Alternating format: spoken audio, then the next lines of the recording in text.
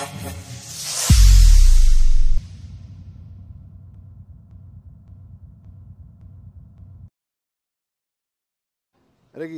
3 zlaté body tady ze Zlína.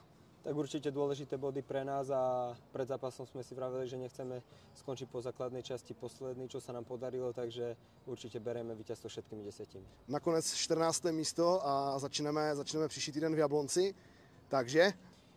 Pre nás je každý zápas dôležitý ako také malé finále, takže 5 zápasov a dáme do nich všetko, aby sme v tej lige ostali. Souhlasíš s tím, že dneska de facto jste nepustili domácí do žádné šance?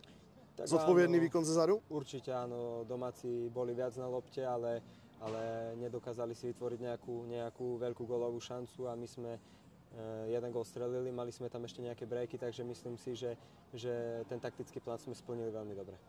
A ten tvůj gól pěkný, vlastně běžel si přes polovinu hřiště sám, chladnokrevně si zakončil, takže jak si to viděl, co se ti honilo hlavou, když si utíkal? Tak najmä som sa chcel dostať pred toho brancu, kde som ho prekrižoval a vedel som, že sa na tú loptu on už nedostane a keď už som bol sám pred brankárom, tak som si vral, že ho chcem len obstreliť, nechcel som nič vymýšľať, takže som rád, že to tam padlo.